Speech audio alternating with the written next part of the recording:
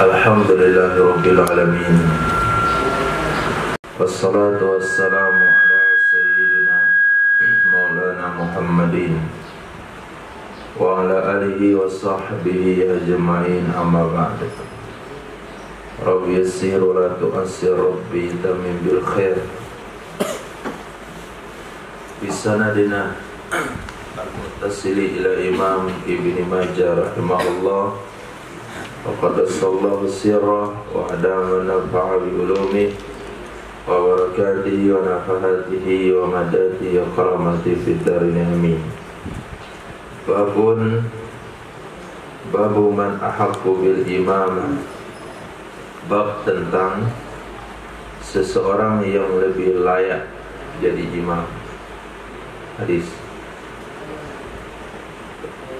Bismillahirrahmanirrahim. Qala hadatsana Bishr bin Hilal as-Sawaf qala hadatsana Yazid bin Zurai' an Khalid al-Hadda an Abi Kilaba an Malik bin al-Huwairith qala ataitu an-nabiy sallallahu alaihi wasallam ana wa sahibu li falamma aradna al-insiraf qala lana. Diriwayatkan daripada Sayyidina Malik bin Huwairith, beliau mengatakan, aku mendatangi Sayyidina Nabi sallallahu alaihi wasallam. Ana wa sahibul li, aku dan kawanku, untuk belajar, untuk bertanya dalam tujuan apa saja. Yang pada intinya tujuan itu adalah agama.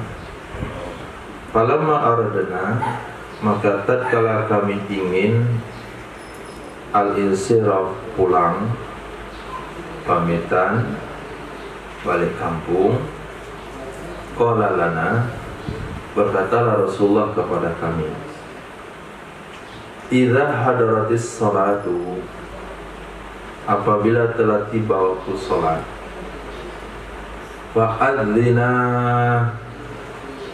maka azanlah oleh kalian berdua. Maksudnya bukan kedua-duanya suruh azan, tapi kedua-dua kalian boleh azan. Wa aqima, iqamahlah oleh kalian berdua.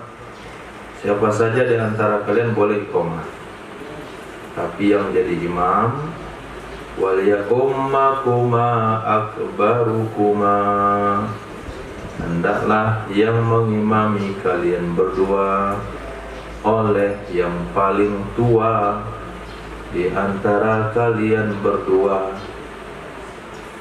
Jadi salah satu pilihan ditunjuknya seseorang jadi imam, yaitu pemilihan yang nomor sekian, ya. Kriterianya adalah tua. Nah, berdasarkan hadis itu kriterianya adalah tua. Hadis berikutnya. Qala hadatsana Muhammad bin Bashar qala hadatsana Muhammad bin Ja'far qala hadatsana Syu'bah an Ismail bin Raja qala sami'tu Aus bin Dam'aj qala sami'tu Abu Mas'ud radhiyallahu anhu yaqul qala Rasulullah sallallahu alaihi wasallam ya ummul qauma, yang mengimami akan satu kaum, aqra'uhum, yang paling membaca, yang paling memahami di antara mereka, li kitabillah, bagi Al-Quran. Aqra'uhum dulu ditafsirkan itu adalah yang paling banyak hafalan. Kenapa yang paling banyak hafalan? Karena antara sahabat yang paling banyak hafalannya itu juga yang paling banyak ilmu pengetahuannya. Kalau pada hari ini tidak, yang paling banyak hafalannya belum tentu paling paham dengan agama. Kenapa? Karena hafalan dengan pemahaman tidak berjalan sekali. dia tidak sekali jalan. Karena faktor bahasa Quran bukanlah bahasa kita. Kalau Quran bahasa kita, kita bisa memahaminya. Maka sahabat paling banyak hafalan, paling paham. Maka bergeserlah mana itu di dalam kitab fikih yang paling berhak jadi imam adalah yang paling alim. Fa in kanat qira'atuhum sawa, maka jika adalah bacaan mereka itu sama alimnya, sama-sama 20 tahun mengaji kitab, sama-sama hafiz Quran, wal ya'ummahum, maka hendaklah yang mengimamin mereka aqdamuhum hijratan, yang paling duluan di antara mereka hijrah. Hijrah mana dasarnya adalah berpindah dari Makkah ke Madinah. Itu kalau zamannya zaman itu, maka penilaiannya yang paling pertama hijrah ke Madinah siapa? Baru yang kedua. Kalau sekarang hijrah mananya adalah yang paling duluan taubat. So, kalau standar penilaiannya dalam dunia, sebagian besar dunia perkarkunan. Nah, mana yang paling duluan taubat, meninggalkan lembah hitam, itu yang berhak jadi imam. Fa in kanatil hijratu sawa, maka jika adalah hijrahnya itu sama, nah sama-sama kena taskil di hari yang sama dia. Wal ya'ummahum akbaruhum sinna, maka hendaklah yang mengimamin mereka yang paling tua di antara mereka usianya. Jadi usia itu standar nomor 3 penilaian. Pertama lebih alim, yang kedua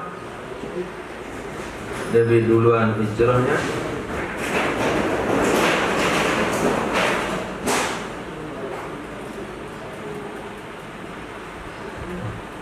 ke dunia perbinatangan. Jadi kita tepat satu nih, biarin saja, nggak tersinggung kan tuh? Kenapa nggak tersinggung? Udah tahu binatang. Tapi kalau orang dari itu udah kejar ya. Nah, ketika kita menganggap orang itu tidak orang, kita nggak tersinggung. Jadi yang pertama yang paling alim, yang kedua yang paling banyak hafalannya, yang ketiga yang paling duluan tobatnya, yang keempat yang paling tua usianya. Nah, ada kitab fikih, kemudian yang paling bagus suaranya, sama bagus suaranya, kemudian yang paling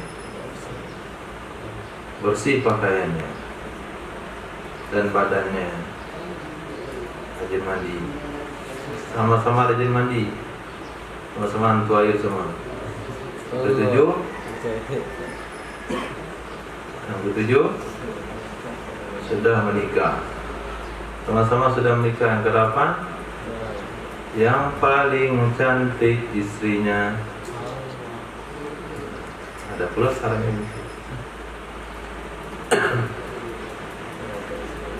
Wala ya'ummar rajulu fi ahlihi, tidak boleh mengimamin oleh seseorang pada keluarganya. Maaf, tidak boleh diimamin, bina majhul, akan seseorang pada keluarganya. Kalau kita datang ke rumah seseorang, karena faktor masih jauh, karena faktor hari hujan, karena faktor kita ngumpul ramai-ramai, mau melakukan sholat jamaah di rumah, sudah disediakan tempat, maka tuan rumah yang layak jadi imam. Walaupun yang datang itu al-alimul kabir, al-faqih, al-muhaddis, al-mufassir, al-mutasawwif, muftil jinni wal ins. Walaupun itu yang datang sebegitu banyak gelar kiai itu, tetap tuan rumah lebih berhak jadi imam. Kalau datang ke masjid-masjid, imam tempatkanlah yang paling layak. Wala fis sultani, tidak boleh juga seseorang diimamin di wilayah kekuasaannya. Dia ketua di kantor tersebut, dialah yang berhak jadi imam di mushola kantor itu. Dia bupati, dia layak diimam di kabupaten tersebut. Kemana saja masjid di kabupaten itu, dia berhak jadi imam. Kalau dia gubernur, di mana saja dia datang di masjid di provinsi dia jadi gubernur, dia berhak jadi imam, tidak boleh jadi makmum. Nah, kalau dia jadi presiden, kemana saja dia datang di masjid Indonesia, dia berhak jadi imam. Tentu dengan syarat-syarat yang dipelajari dan kita fikih, selama keimaman dia tidak membatalkan sholat makmum. Itu syaratnya. Dia mutlak telan-telan mentah-mentah begitu. Fikih itu tidak ada yang mentah, ada syarat-syarat dan ketentuan berlaku. Wala yujlasu ala takrimatihi, tidak boleh didudukin atas tempat istimewanya seseorang, fi baitihi, pada rumahnya seseorang, kecuali dengan izin atau dengan izinnya seseorang. Kalau kita di rumah-rumah yang sederhana nggak ada takrimati. Takrimati apaan? Nah, seluruh bagian rumah itu sama. Jangankan kursi, kaki kursi pun nggak ada. Lantai terbentang luas saja. Mana takrimatinya? Nggak ada. Tapi kalau masuk ke rumah orang yang punya sofa, walaupun semua sofa di ruang tamu itu sofa kulit, tapi ada satu yang lebih empuk, ada satu yang lebih besar, ada satu yang lebih tinggi, ada posisi yang strategis. Nah, itu jangan duduk di situ. Nah, itu wilayah kekuasaan dia. Nah, babu ma yajibu alal imam, apa saja yang wajib terhadap imam. Nah, dengarkan baik-baik Pak Imam, imam Ramadan kah, imam di kampung, imam di mana saja, apa saja yang kewajiban seorang imam. Hadis Wabillahi hadatsana Abu Bakar ibnu Abi Syaibah qala hadatsana Sa'id ibnu Sulaiman qala hadatsana Abdul Hamid ibnu Sulaiman aku Fulayh qala hadatsana Abu Hazim qala kana Sa'ad ibnu Sa'd As-Sa'idi yuqaddimu fityana qaumihi yusalluna bihim faqila lahu taf'alu walaka minal kidami walak qala inni sami'tu Rasulullah sallallahu alaihi wasallam yaqul. Nah, diriwayatkan oleh Imam Abu Hazim, kata beliau adalah Sahlu ibnu Sa'din As-Sa'idi radhiyallahu an, yuqaddimu, yang mempersilahkan fityana qaumi, pemuda-pemuda di kaumnya. Padahal beliau sahabat Nabi, tapi ketika tinggal di musholanya, tinggal di masjidnya, sahabat Nabi ini mempersilahkan menjadi imam fityan, pemuda dari kaumnya. Yusalluna bihim, mereka sholat dengan mereka. Yusalluna, mereka sholat, artinya jamaah, bihim, dengan mereka, imam-imam muda. Faqila lahu, maka dikatakan kepada Sayyidina Sahal bin Sa'd As-Sa'idi radhiyallahu an, ta'am, kamu lakukan ini di musalamu, kamu lakukan ini di masjidmu. Apa maksudnya, apa yang dia lakukan? Hah? Kamu lakukan apa yang kamu lakukan? Mempersilahkan pemuda-pemuda jadi imam. Walaka minal kidam, bagimu, padahal bagi kamu dari terdahulu. Nah, kamu kan punya keutamaan karena kamu adalah sahabat, karena kamu orang lama. Malah ada apa dengan kamu ini? Nah, itu kalau sebagian pondok pesantren ziarah ke Darul Hijrah, dia akan mempertanyakan ini. Mau suruh santri jadi imam? Walaka minal kidam? Itu pertanyaan. Karena ada bagian pondok haram santri jadi imam. Tunggu Pak Kiai. Ada pokok ayam subuh tuh. Pak Kiai belum datang ya, tetap nunggu itu. Nah, jam 7 belum juga komat. Tunggu loh Pak Kiai. Haram jadi imam kalau Pak Kiai. Gitu. Enggak pernah jadi imam tuh. Nanti suruh pulang kampung, suruh jadi imam lari dia. Jadi kan enggak, suruh jadi imam langsungnya enggak suruh pun maju. Qala, apa jawaban pada Sayyidina Sahal bin Sa'ad As-Sa'idi? Ini sesungguhnya aku mendengar Rasulullah sallallahu alaihi wasallam bersabda, al-imamu dhamin, imam itu punya tanggung jawab. Itu yang menyebabkan saya nggak mau tanggung jawab di hari. Imam punya tanggung jawab, bukan asal maju saja, bukan asal mimpin sholat saja.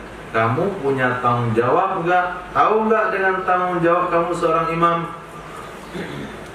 Pertama, tanggung jawab kamu adalah memastikan shaf sudah lurus dan rapat. Memastikan antara shaf dengan shaf itu jaraknya tidak jauh. Memastikan handphone sudah mati. Memastikan tidak ada anak-anak yang berdiri di celah-celah shaf. Memastikan apalagi kamu tidak melakukan tindakan-tindakan makruh. Nah, memastikan hari apa yang kamu pimpin dan sholat apa, dan menyesuaikannya dengan tuntunan Rasul Sallallahu Alaihi Wasallam. Fa in ahsana, maka jika bagus ya imam, bagus, mantap, sesuai dengan sunnah, falahu walahum, maka keuntungan baginya imam dan bagi mereka makmum. Wa in asaa, dan jika tidak bagus ia makmum, ia imam, nggak bagus dia, belum lagi shaf rapat dia sudah takbir, dia merapikan shaf, dia ke tiang depan, ke tembok depan, dia kayak mendengar hadis Nabi, takutlah kalian di belakang saya karena saya bisa melihat dari arah belakang saya. Dia punya itu juga. Dia pasang sisi kamera di belakang punggung dia. Mobil ketika antar kan apa itu? Nah, dia punya itu juga. Lurus, rapat, dia ke tembok situ. Berarti asa'ah telah melakukan pelanggaran, fa'alaihi, maka dosanya, beban tanggung jawabnya terhadapnya imam, tidak terhadap mereka makmum. Jadi kesalahan imam itu tidak dipikulkan kepada makmum. Nah, hadis Wabillahi qala sana Abu Bakar Imam Abi Syaibah qala sana Waqi' an Ummi Buraq an imra'atin yuqalu laha Aqilah an Salamah binti al-Hurri ukhti Kharashah qalat sami'tu an-nabiyya sallallahu alaihi wasallam yaqul ya'ti 'alan nas, akan tiba waktunya kepada manusia, akan tiba masanya terhadap manusia, zamanun, waktu, yakumuna, mereka berdiri, saatan, hampir 1 jam, udah iqamah, udah lama berdiri, udah pegal juga betis, la yajiduna imaman, mereka tidak mendapatkan imam yusalli bihim, yang akan mengimamin sholat dengan mereka. Itu tanda kiamat. Salah satu tanda-tanda kiamat adalah ketika satu masjid tidak lagi jumpa imam. Nah, dia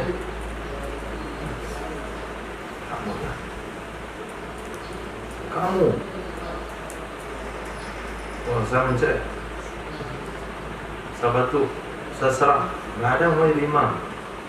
Kenapa nggak mau jadi imam? Hah? Pertama, merasa tidak layak. Yang kedua, merasa bukan tugasnya. Yang ketiga, nggak ada gajinya.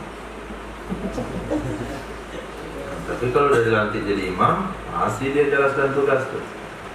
Kenapa? Dia sudah merasa digaji. Jadi dia ngimamin itu hanya jalankan tugas. Sebelum jadi imam, sembraut bentuknya. Pas sudah mau jadi imam, rapi sekali dia. Setelah jadi imam, berubah lagi wujudnya. Nah, ada imam itu kan, imam jadi-jadian. Jadi penampilan islaminya itu tuh sebentar mau jadi imam tadi. Jadi kita jumpa di luar, masuk dia jadi imam, rasa beda orang. Siapa orang itu? Ternyata yang main game tadi di luar tuh, ternyata jadi imam.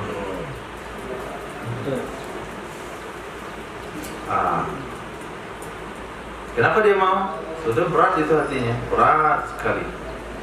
Apabila dia punya penampilan sederhana, punya amalan sederhana, ternyata di belakang dia lihat orang yang lebih khusyuk, orang tua lebih khusyuk, lebih banyak ibadahnya, dia berat diri. Tapi karena tugas, jalankan juga. Karena tugas. Terus saya katakan tadi, kenapa satu tempat tuh dia kadang-kadang nggak temukan imam?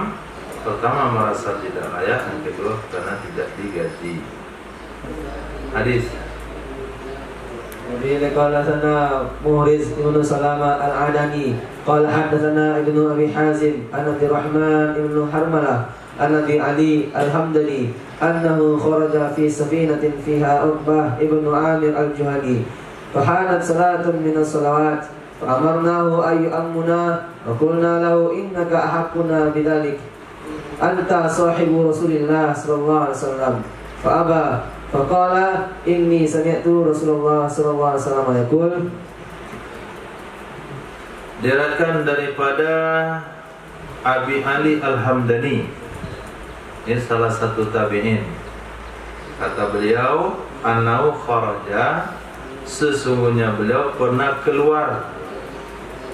Keluar itu artinya melakukan perjalanan fi safinatin, dalam sebuah perahu, kapal. Fiha, di dalam kapal itu ada sahabat Nabi Sayyidina Uqbah bin Amir al-Juhani. Fahanat salatu minas salawat, maka tibalah satu waktu dari beberapa salat. Masuklah waktu satu salat dari beberapa salat, 5 waktu. Tahulah waktu kapan itu? Ini sudah mendarat ceritanya. Sudah sampai di darat. Fa'amarnahu, maka kami meminta. Bahasanya meminta, bahasa aslinya kami perintahkan akannya Sayyidina Uqbah bin Amir al-Juhani ayya ummana, bahwa beliau mengimamin kami. Wa qulna, kami katakan kepada beliau, innaka ahaqquna bidzalik, sesungguhnya engkau wahai Sayyidina Uqbah lebih berhak dari kami dengan demikian jadi imam. Kenapa? Anta sahibu Rasulillah, engkau kan sahabatnya Rasul sallallahu alaihi wasallam, kalau kami bukan sahabat. Apa sikap daripada Sayyidina Uqbah bin Amir? Pak Abah, dia nggak mau. Kalian aja lah, kalian saja. Faqala, maka berkata ia Sayyidina Uqbah bin Amir, kenapa saya tidak mau? Sesungguhnya aku pernah mendengar Rasul sallallahu alaihi wasallam bersabda, man amman nasa, siapa saja yang mengimami manusia fa asaba, lalu dia bersikap benar, berbuat yang tepat, fassalatu lahu walahum, maka salat yang dikerjakan memberikan keuntungan kepadanya dan kepada mereka jamaah. Wa manin taqasa, siapa saja yang mengurangi min dalika, dari demikian, hak-hak seorang imam, kewajiban-kewajiban seorang imam, fa alaihi, maka dibebankan terhadapnya imam, tidak terhadap mereka jamaah atau manusia. Itu sikap perasaan yang hadir di dalam hati para sahabat radhiyallahu ta'ala anhum, walaupun mereka berada satu orang tunggal, satu pemain tunggal di kalangan tabi'in, yang pastinya tabi'in meyakini sahabatlah yang berhak jadi imam, tapi perasaan mereka tetap mengutamakan orang lain kalau masih ada. Kenapa? Merasa berat dengan tanggung jawab sebagai imam.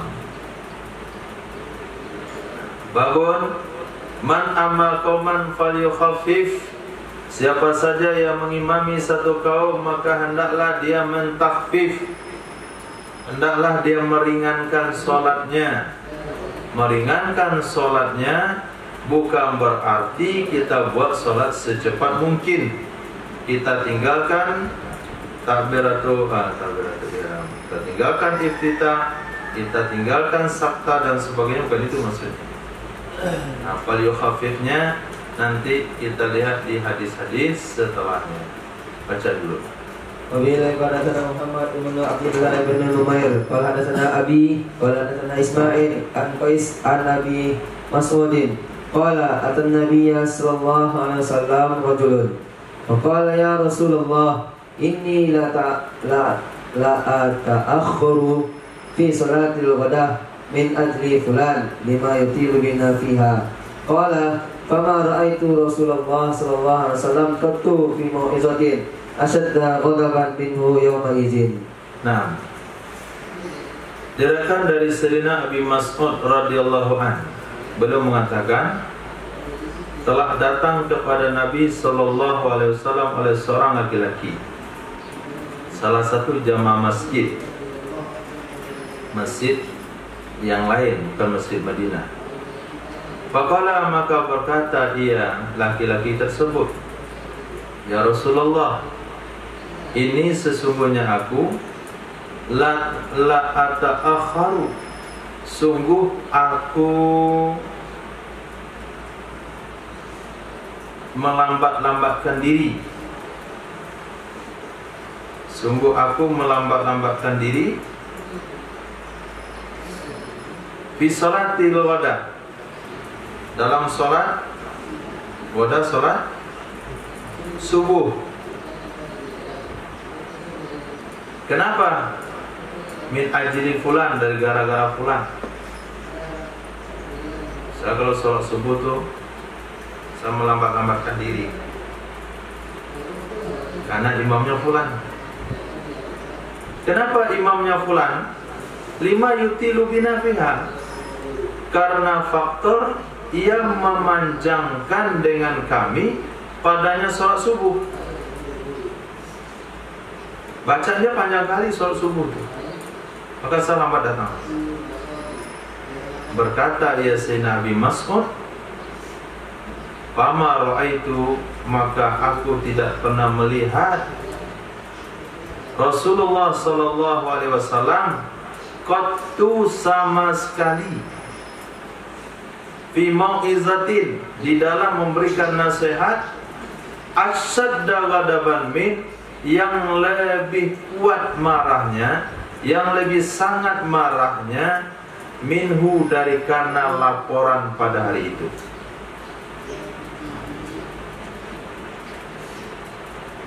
Apa sabda Rasul? Hai manusia, inna minkum, sesungguhnya di antara kalian munafirin. Zaid qala anba'ana Abdul Aziz bin Suhaib an Sayyidina Anas bin Malik radhiyallahu ta'ala anhu qala kana Rasulullah sallallahu alaihi wasallam yujizu wa yutimmu shalah. Diriwayatkan daripada Sayyidina Anas bin Malik radhiyallahu anhu berkata adalah Rasulullah sallallahu alaihi wasallam yujizu mencepatkan salat wa yutimmus salat dan beliau menyempurnakan salat. Jadi jangan dipahami cepatnya saja. Sudah lama kami amalkan tuh sunnah itu. Cepat-cepat salatnya. Bukan cepat saja, tapi cepat sempurna. Cepat serta sempurna. Hadis. Wa bi qala Muhammad ibn Rumhin qala anba'ana al-Laits bin Sa'd an Abi Zubair an Jabir radhiyallahu ta'ala qala shalla Mu'adz bin Jabal an-Ansari bi ashabihi salat al-isya fatawala 'alaihim fansarafa rajulun minna fa shalla fa akhbara Mu'adz anhu faqala innahu munafiqun falamma balagha dhalika ar-rajul dakhala ala Rasulillah sallallahu alaihi wasallam fa akhbarahu ma qala lahu Mu'adz faqala an-nabiy sallallahu alaihi wasallam hadis yang masyhur sering kita dengar. Di sini daripada Sayyidina Jabir bin Abdullah radhiyallahu an, beliau menceritakan shalla Mu'adz ibnu Jabal, telah salat oleh Sayyidina Mu'adz bin Jabal al-Ansari bi ashabihi dengan sahabat-sahabatnya, maksudnya orang-orang kampungnya. Salat al-isya, akan salat isya. Fatawala, maka memanjangkan ia Sayyidina Mu'adz alaihim, atas mereka sahabat-sahabatnya, karena ayatnya terlalu panjang. Fansarafa rajulun, maka berpalinglah satu orang minna dari kami. Dia enggak mau salat, dia enggak mau dalam shaf, dia keluar dari shaf, pergi dia ke belakang. Fasalla, lalu dia salat sendirian.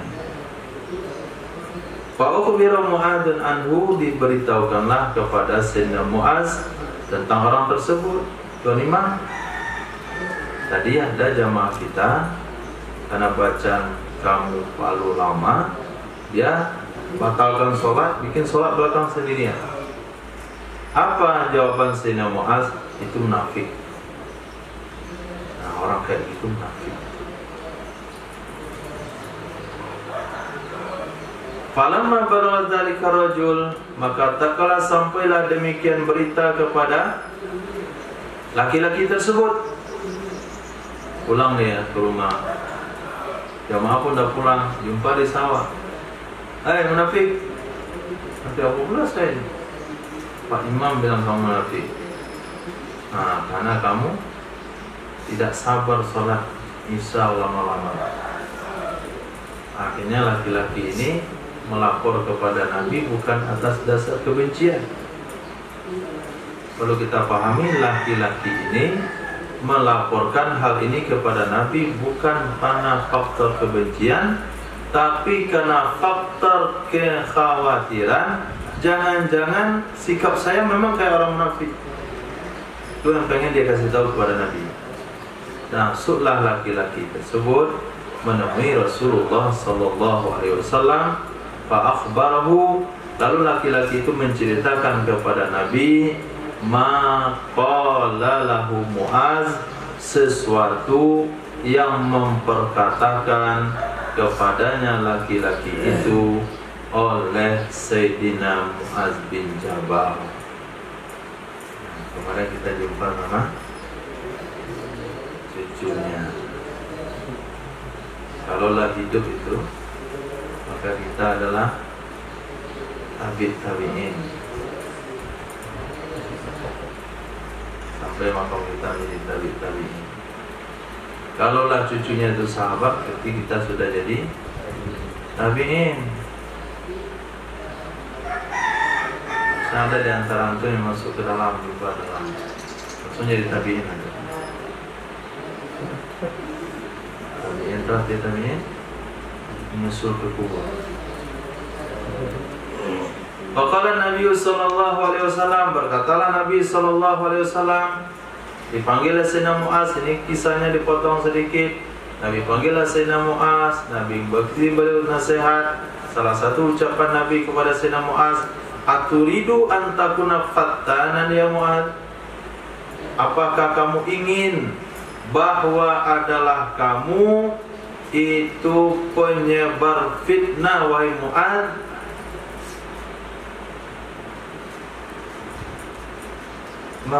Menyikapi, mengomentari, ingat baik-baik bahasanya, mengomentari salah satu jamaah yang tidak ikut sholat karena sholat terlalu lama dengan komentar munafik. Nabi sudah bilang apa? Nabi sudah bilang apa? Fattanan, kamu tuh penyebar fitnah. Kira-kira apa yang Nabi sabdakan kepada Wahabi dan Salafi yang mengomentari orang bukan munafik tapi kafir? Ya, ada kafir tuh, kafir. Nah, itu saset, itu kafir, itu bid'ah, itu dia masuk neraka. Lalulah hidup Nabi bilang dia, aturidu an takuna fattanan ya Salafi?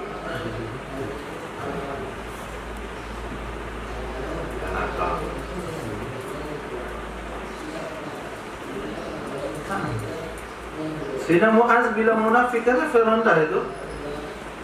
Mana lebih rendah pada kafir? Rendah lah kafir. Munafik itu paling kekal di bawah neraka.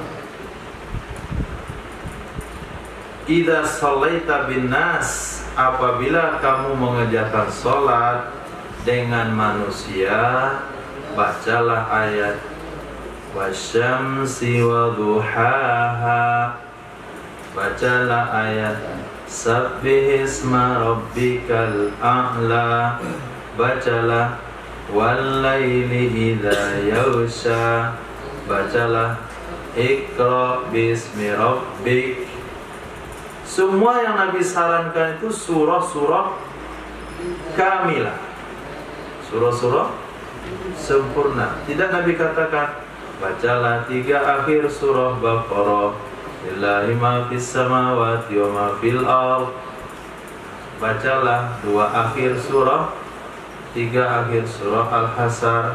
Bacalah bagian akhir surah Az-Zumar, wasifal ladzi. Nah, ada Nabi suruh begitu. Justru Nabi suruh apa? Surah kamilah. Oke. Hadis. Wabillahi qala hadatsana Abu Bakar ibnu Abi Syaibah qala hadatsana Ismail ibnu Ulayya an Muhammad bin Ishaq an Sa'id bin Abi Hind an Mutarrif bin Abdullah bin Shukhair qala sami'tu Utsman ibn Abi Al-As yaqul kana akhiru ma ahida ilayya an-nabiy sallallahu alaihi wasallam hina amarani ala at-Taif qala li. Hadis ini diriwayatkan daripada sahabat Nabi Sayyidina Utsman bin Abil As. Beliau mengatakan adalah akhir sesuatu yang mewanti-wanti, ke mana akidah, yang berjanji kepada saya oleh Nabi sallallahu alaihi wasallam hina amarani, ketika Nabi menjadikan aku gubernur, menjadikan aku amir atas wilayah Taif. Jadi itu amirnya Taif, gubernurnya Taif di zaman Rasulullah, Sayyidina Utsman bin Abil As. Berkata kepada saya, ya Rasulullah, kepada saya, wahai Utsman, tajawaz fis salat, cepatlah kamu dalam sholat, jangan terlalu lama. Waqdurin nas, takdirkanlah manusia, kadarkanlah olehmu akan manusia dengan yang paling lemah di antara mereka. Maka itu imam lihat ke belakang, lihat jamaah. Mana jamaah yang paling tua. Ketika nampak jamaah paling tua, kira-kira kemampuan bapak ini bisa baca Al-Fatihah dan surah apa yang dia bisa bertahan. Nah, itu maknanya takdirkanlah, kadarkanlah manusia yang paling lemah. Nampak bapak usia 100 tahun buku ini dia. Ini sholatnya. Ini kira-kira yang Allah bisa jatuh juga dia. Mana caranya? Hah?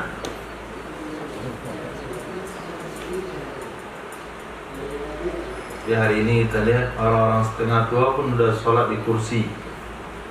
Nah, itu entah sunnah siapa itu, entah siapa yang mengajarkan, entah siapa yang menyarankan. Dari rumah dia bawa kursi sendiri, bawa motor, bawa kursi sendiri, masuk ke masjid, jalan kencang, taruh ambil pojok, duduk di sholat situ. Sholat kamu nggak bisa, jalan bawa motor bisa. Hah? Nah, itu mesti antum dekatilah, tanya apa alasannya bapak bawa motor bisa, bawa kursi bisa, jalan kencang, sholat kok di kursi. Jangan betul punggungnya itu pakai per misalnya, tutupnya dari besi per besi, dia hanya bisa berjalan, nggak bisa ditekuk, lain babnya. Khair. Jadi imam disuruh melihat ke belakang, kemudian lihat jamaah yang paling lemah, bikin kadar solat dengan keukuran yang bisa dipikul oleh yang paling lemah. Wa inna fihim, sesungguhnya di antara mereka ada yang tua, ada yang masih kecil, ada yang sakit, ada yang jauh datangnya, dia cepat pulang, ada yang punya hajat, nah punya kebutuhan. Hadis. وبه قال حدثنا علي بن اسماعيل قال حدثنا عمرو بن علي قال حدثنا يحيى قال حدثنا شعبة قال حدثنا عمرو بن مرة عن سعيد بن المسيب قال حدث عثمان بن أبي العاص أن آخر ما قال لي رسول الله صلى الله عليه وسلم.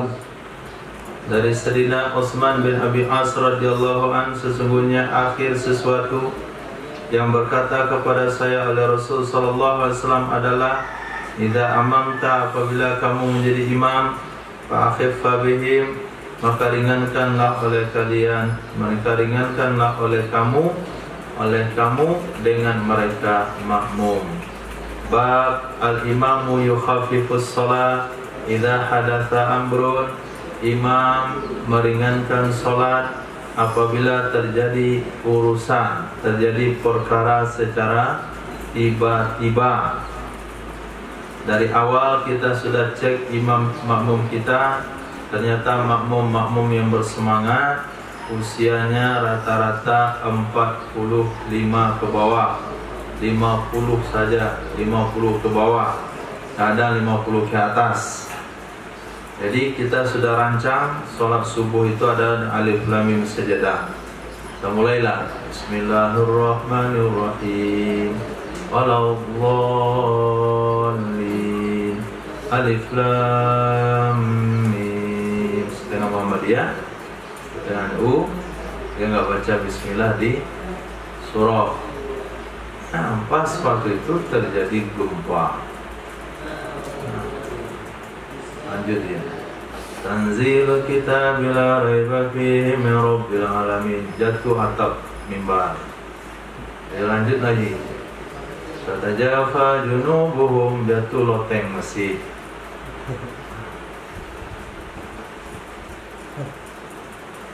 Pas dia salah, dia sendirian lagi. Jemaah ada keluar semua. Kenapa sendirian? Hah? Karena imam tidak bijak, atau iman yakinnya sudah sampai ke makam sempurna. La yuharriku syai'un illa bi'idnillah. Tidak ada yang bergerak dengan izin Allah. Kalau mati, kata Allah yang mati. Kalau nggak mati, yang nggak mati. Masa gara-gara gempa sehari ini? Mati yang paling tepat itu adalah mati sedang sholat di rumah Allah. Sholat semakin kencang gempa, mungkin senang sholatnya. Itu lain makam.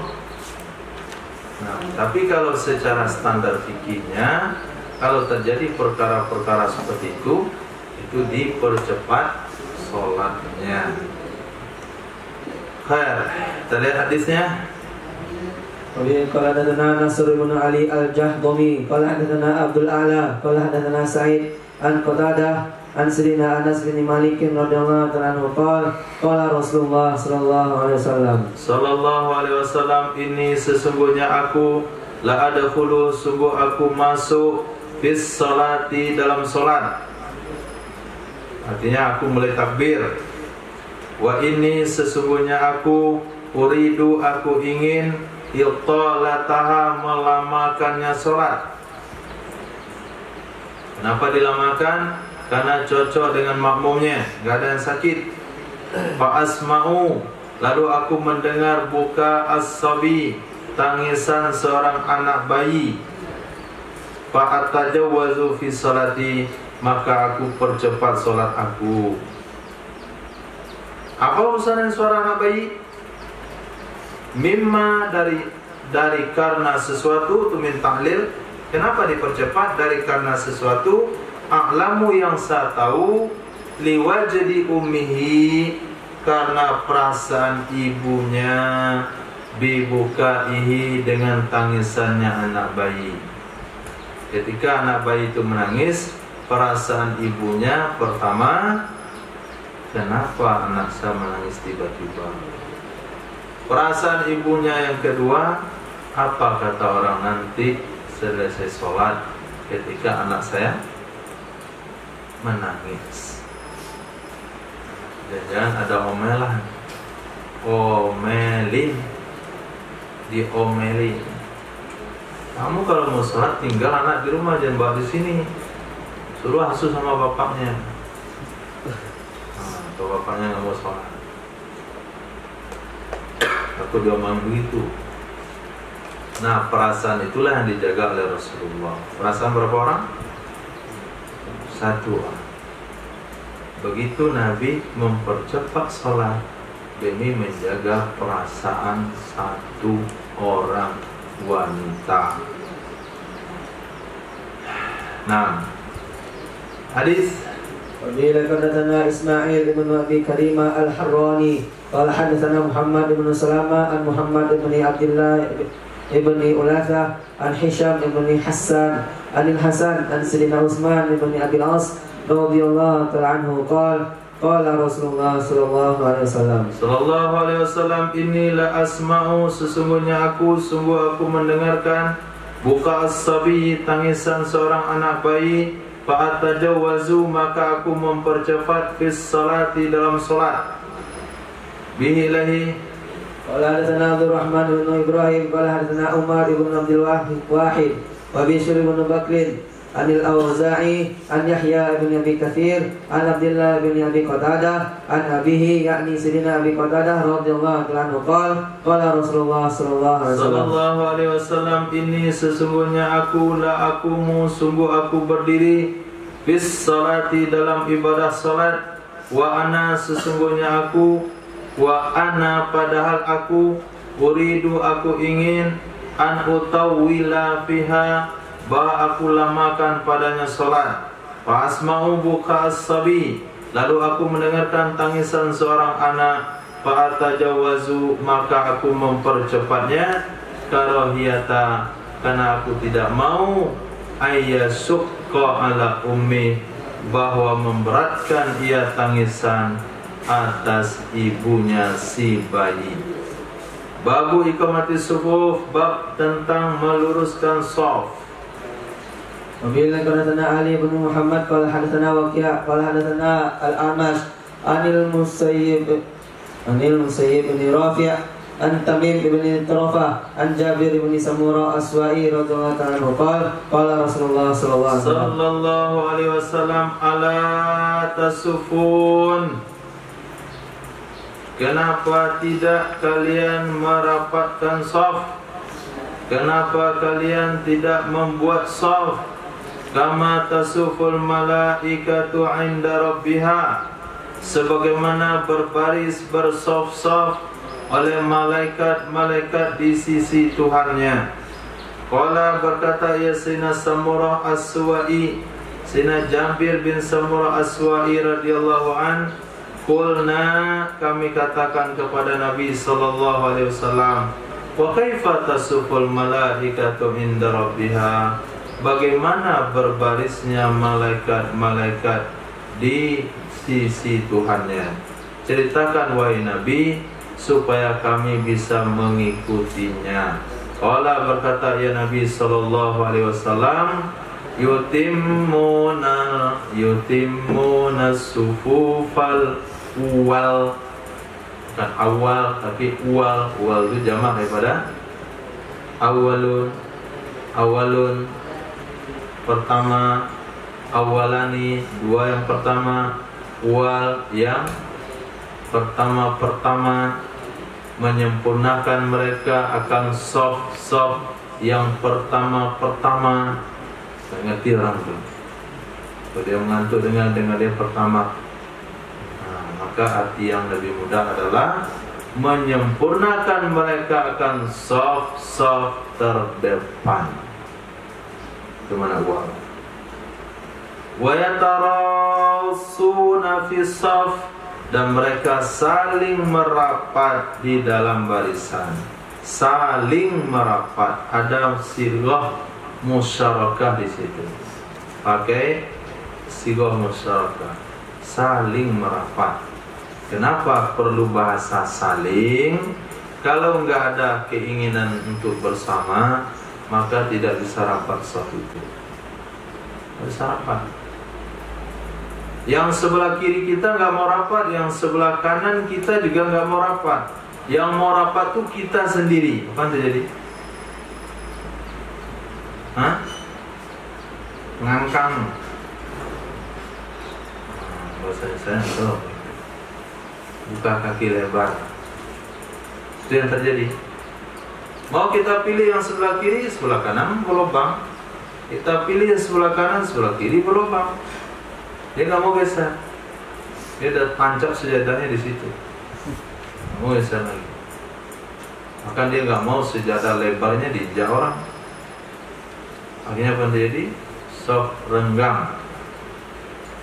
Baguslah ide-ide ada sejadah kecil pas di muka itu, supaya tidak bawa sejadah lebar, sehingga orang merasa segan naik ke sejadahnya. Perasaan segan itu menyebabkan sok tidak rapat.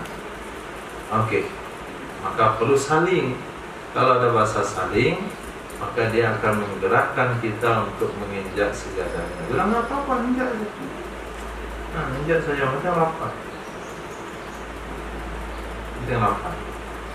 Bahkan dia bersedia merapatkan diri, sejadahnya dipakai oleh orang lain biasa saja. Nah, tapi karena hari ini tidak ada bahasa saling itulah yang terjadi. Susah kita merapatkan saling, karena kesadarannya tidak semua merata. Hadis. Wa bihi qala Muhammad bin Bashar qala hadatsana Yahya bin Sa'id an Syu'bah qala hadatsana Nasr bin Ali qala hadatsana Abi wa Bishr bin Umar qala hadatsana Syu'bah an Sayyidina Qatadah an Sayyidina Anas bin Malik radhiyallahu ta'ala anhu qala Rasulullah sallallahu alaihi wasallam. Apa kata Nabi sallallahu alaihi wasallam? Sawwu sufufakum,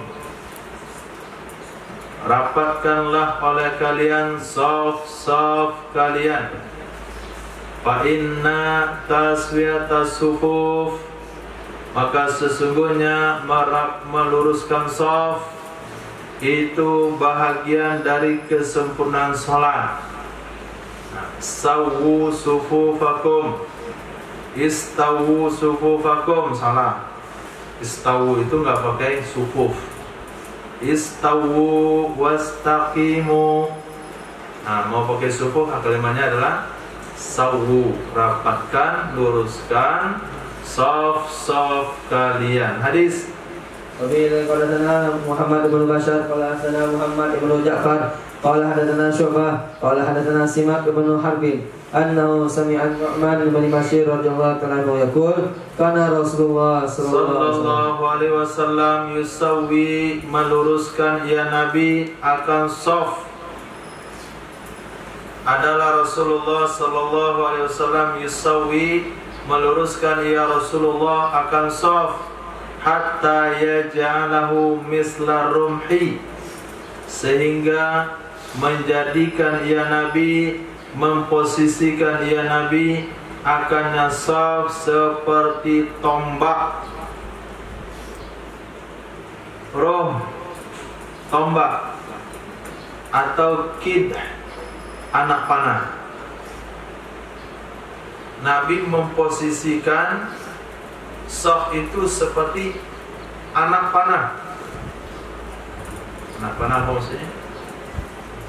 Kalau orang membuat anak panah, pasti dia luruskan selurus-lurusnya, kemudian dia akan timbang sama berat. Bisa asalan? Enggak, teliti.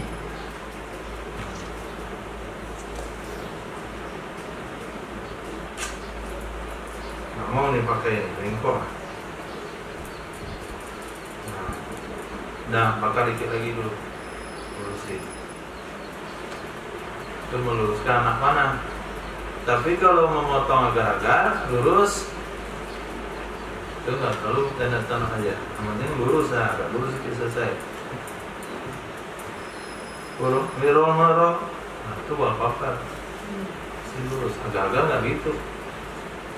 Jadi Nabi meluruskan, memotong seperti meluruskan anak panah. Maksudnya tidak asalan, harus mengutamakan bagaimana dia bisa lurus.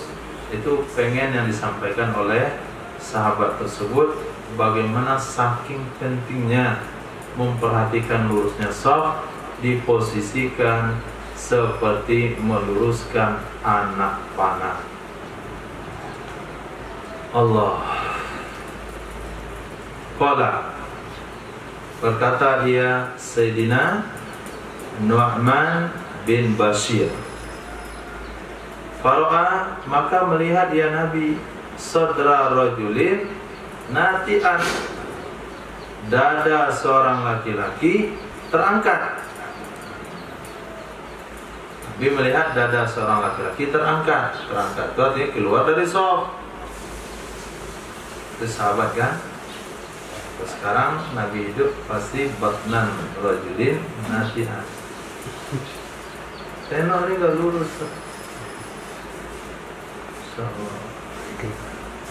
Susah diluruskan. Maka berkatalah Rasul sallallahu alaihi wasallam, sawu sufufakum, luruskanlah shaf-shaf kalian, aw la yukhalifannallahu baina wujuhikum, atau sungguh benar-benar memperselisihkan oleh Allah antara muka-muka kalian. Memperselisihkan muka-muka kalian. Apa maksudnya? Kalau kita bertemu dengan orang kita sukai, bagaimana posisi muka kita?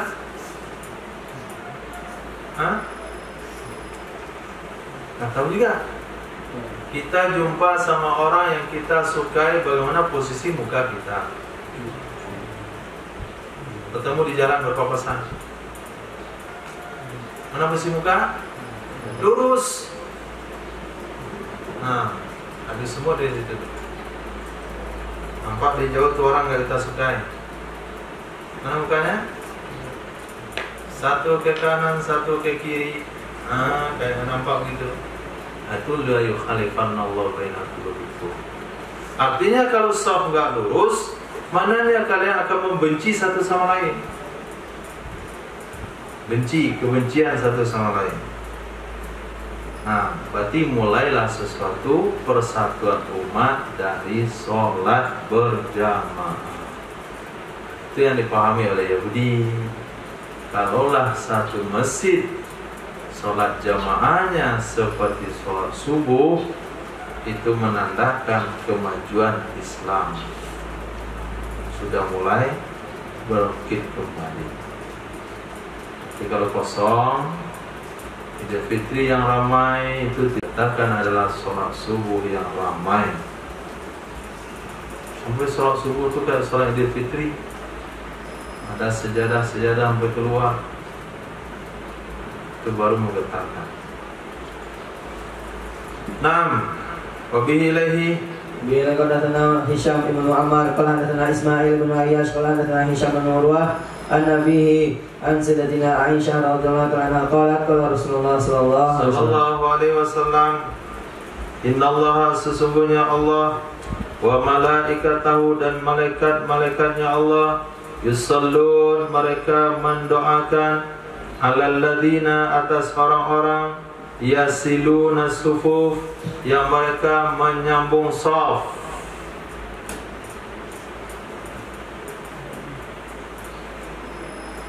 Wa man sadda furjatan, siapa saja yang menutup satu kelonggaran, satu kekosongan, lihat ada yang kosong dia tutup di situ, rafa'ahullahu biha, mengangkat akannya seseorang oleh Allah dengannya kekosongan yang ditutup akan derajatnya. Allah angkat derajatnya di akhirat kelak karena kekosongan tersebut. Nah, itu fadilah merapatkan shaf, fadilah menyambungkan shaf.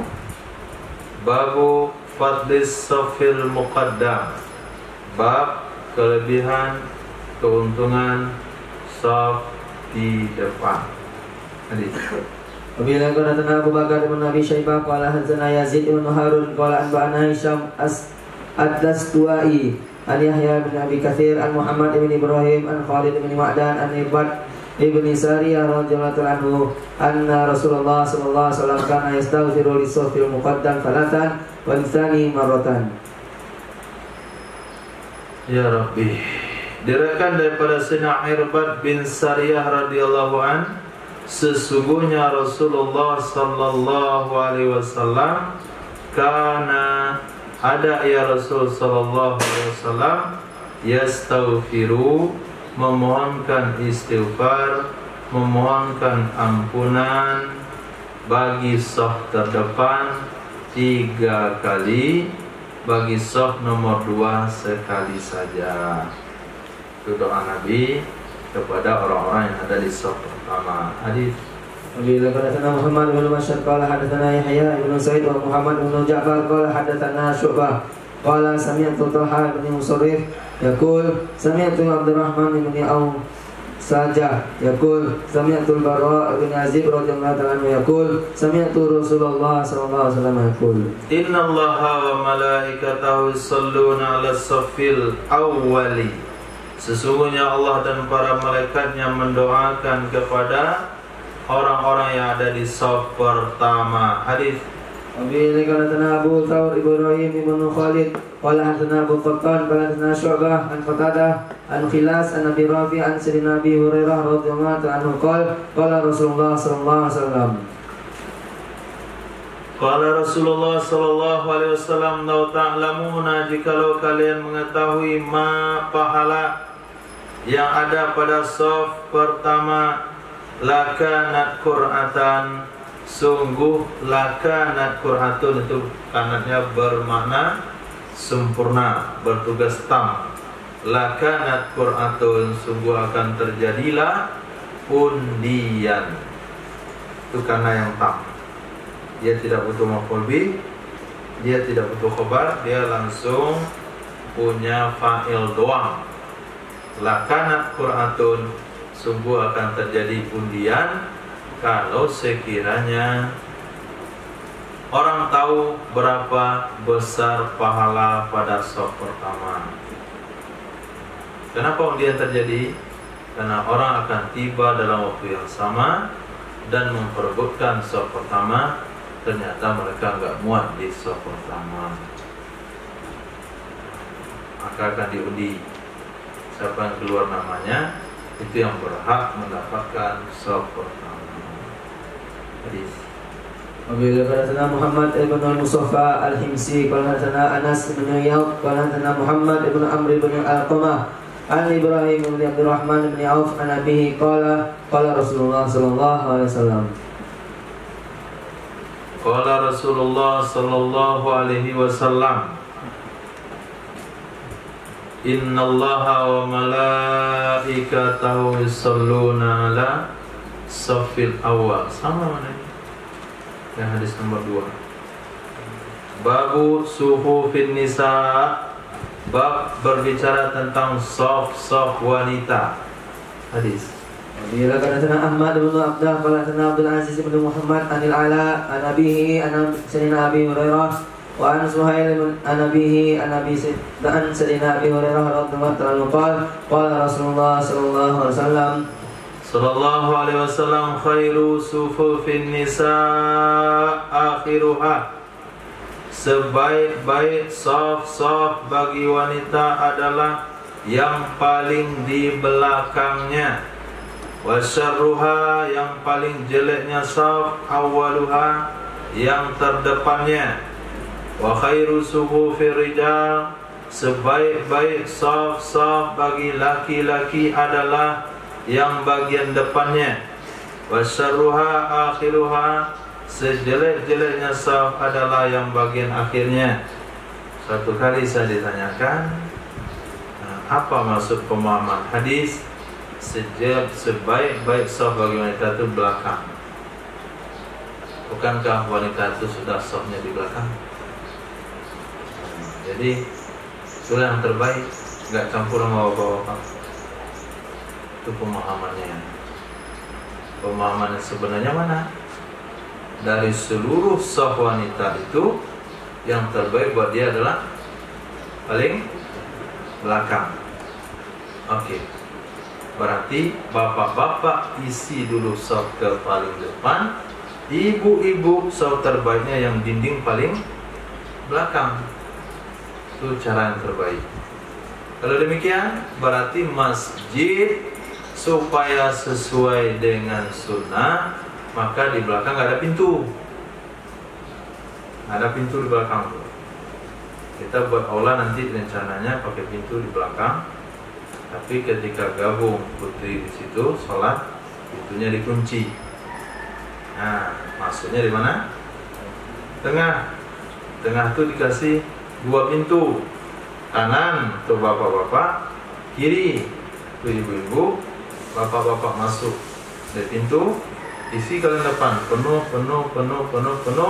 Saf terakhir baru sejajar pintu full. Ibu-ibu masuk pintu itu ke belakang, penuh, baru sejajar pintu penuh. Nah, tapi kalau dibuat lagi pintu belakang orang sholat di situ, terganggu lah dia. Kalau dibuat safnya di tengah dulu, pasti pintunya lewat ke belakang. Kalau lewat belakang, maka tidak teramalkan sunnah khairu sufufin nisa akhiruha.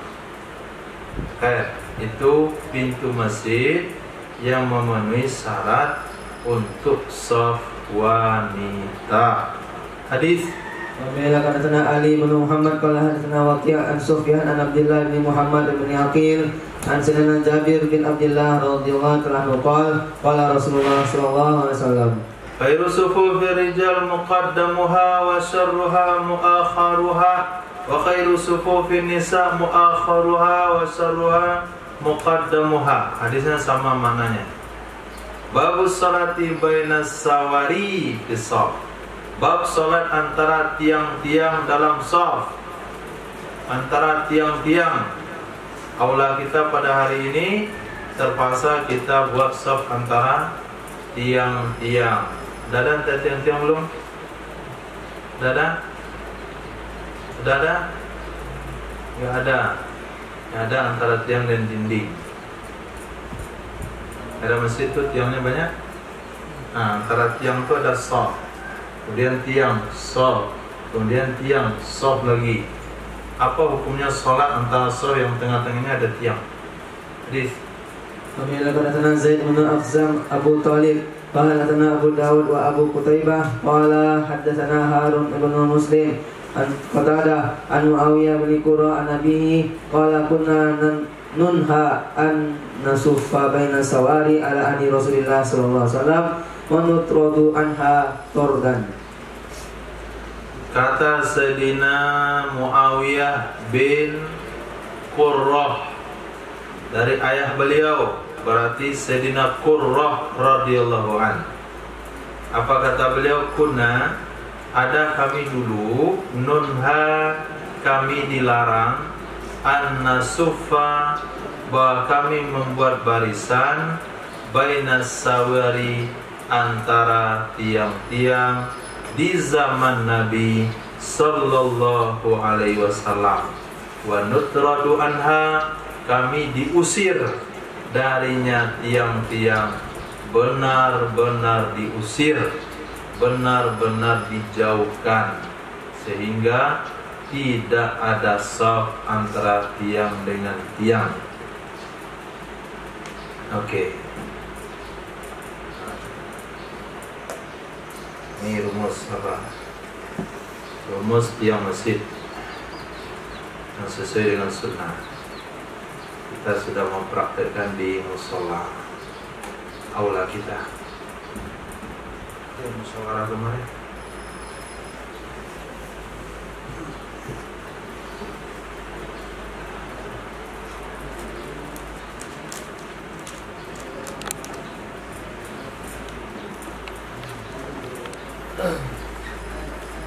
Ini halaman masjid, ruangan masjid, besok ini imam,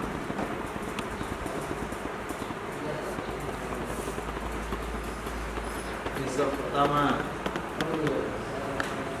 Berapa jarak dengan imam? 3 hasta. 3 hasta. Kemudian shaf kedua dengan shaf pertama 3 hasta juga. Kemudian shaf ketiga, shaf keempat, shaf kelima, ada tiang ini.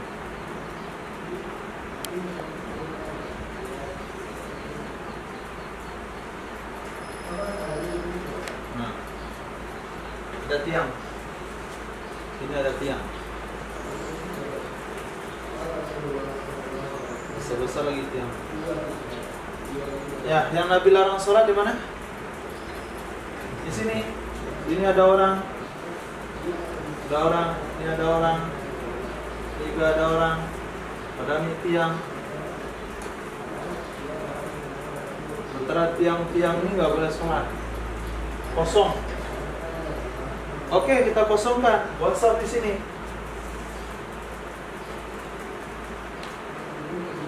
Shaf nomor berapa? Nah, shaf. Kalau kita kosongkan antara tiang dan tiang, terjadilah jarak antara shaf terakhir dengan shaf pertama belakang tiang. Berapa jaraknya itu? Hah? Sampai di sini nih. Berapa ininya? 6 hasta jadi. Kosong berarti 6 hasta.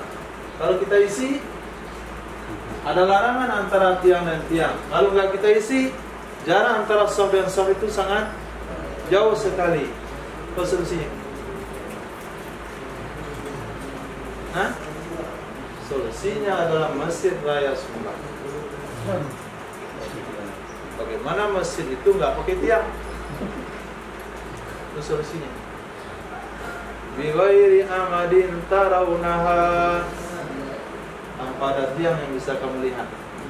Solusi keduanya adalah bagaimana kita buat tiang itu tipis. Tipis.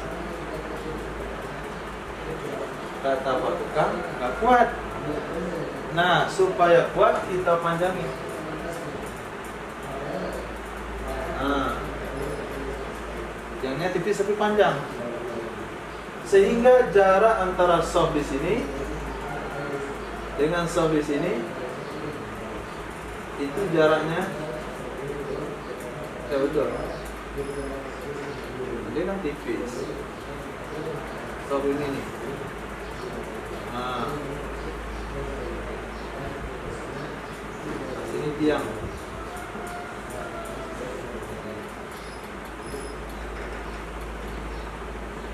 Ini soft. Jadi jarak sini nih pas. Oh salah, jarak sini lah. Nah ini 3 hasta. 3 hasta. Kenapa tiangnya kita buat tipis tapi lebar kita buat? Atau rumus yang lain, buat tiang canggih. Di sini besar,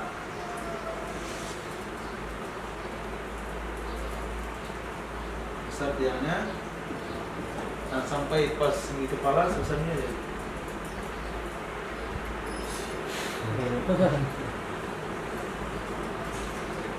Kita lebih canggih lagi tiangnya. Sebesar besi ini, bulat. Jadi keberadaan dia tidak mengganggu. Nah itu solusi. Kemudian dipastikan juga di sini orang berdiri dan sampai kena pantatnya dengan tiang itu, sehingga ketika dia sujud, ketika dia rukuk dia melompat ke depan, sehingga nggak sadar tuh kena pantat belakang, tersungkur dia.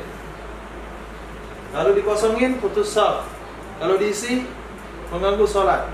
Yang kedua adalah orang sholat di sini dan sampai ukurannya terlalu kurang dikit nggak apa-apa. Kalau tadi 3 hasta kan, kalau sejadah itu panjangnya 1,2, 1 meter 20 cm.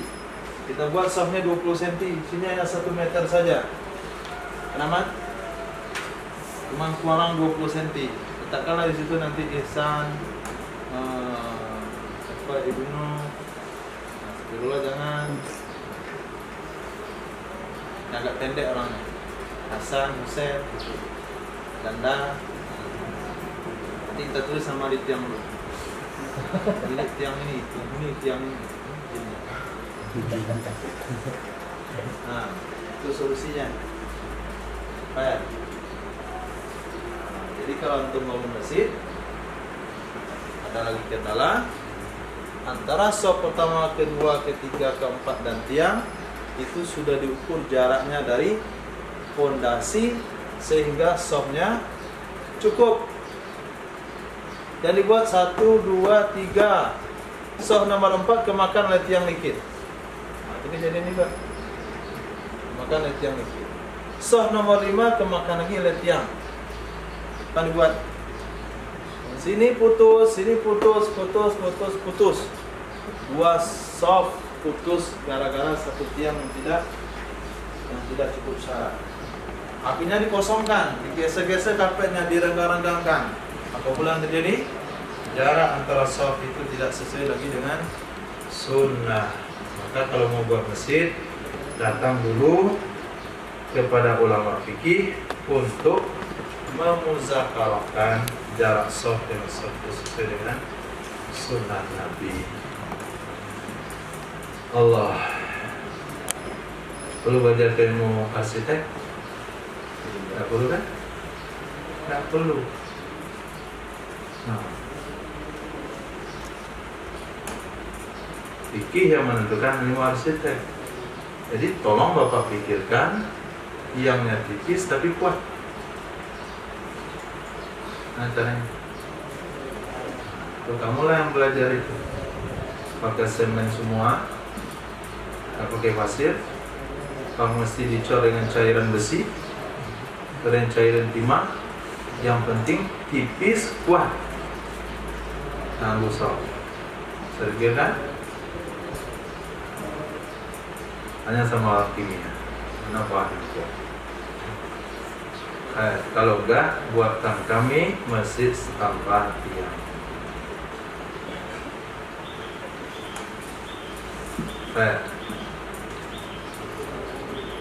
Coba kan ada hadis yang mana tadi? tidak boleh sholat antara tiang dengan tiang di waktu yang sama.